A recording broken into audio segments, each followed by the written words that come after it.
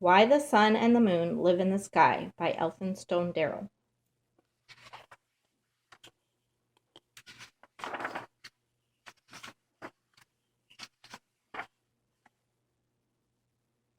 Many years ago, the sun and water were great friends and both lived on the earth together.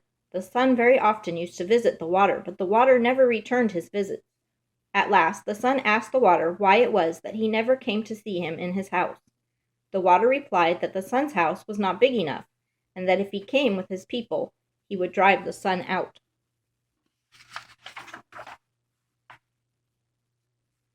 The water then said, "If you wish me to visit you, you must build a very large house.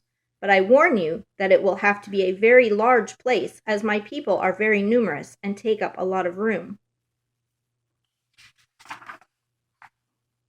The sun promised to build a very large house, and soon afterwards he returned to his wife, the moon, who greeted him with a broad smile. The sun told the moon what he had promised the water, and the next day began building a large house in which to entertain his friend.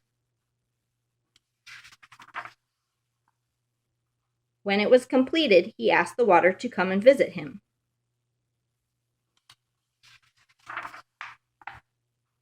When the water arrived, one of his people called out to the sun and asked him whether it would be safe for the water to enter, and the sun answered, "Yes, tell my friend to come in."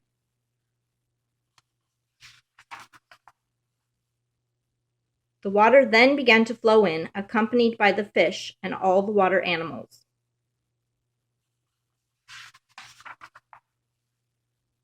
Very soon the water was knee-deep, so he asked the sun if it was still safe, and the sun again said yes, so more of them came in. When the water was level with the top of a man's head, the water said to the sun, "Do you want more of my people to come?" And the sun and the moon both answered yes, not knowing any better. So the water's people flowed on until the sun and the moon had to perch themselves on top of the roof.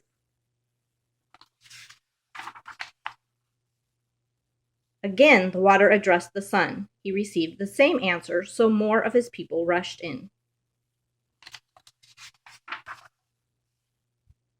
The water very soon overflowed the top of the roof, and the sun and moon were forced to go up into the sky, where they have remained ever since.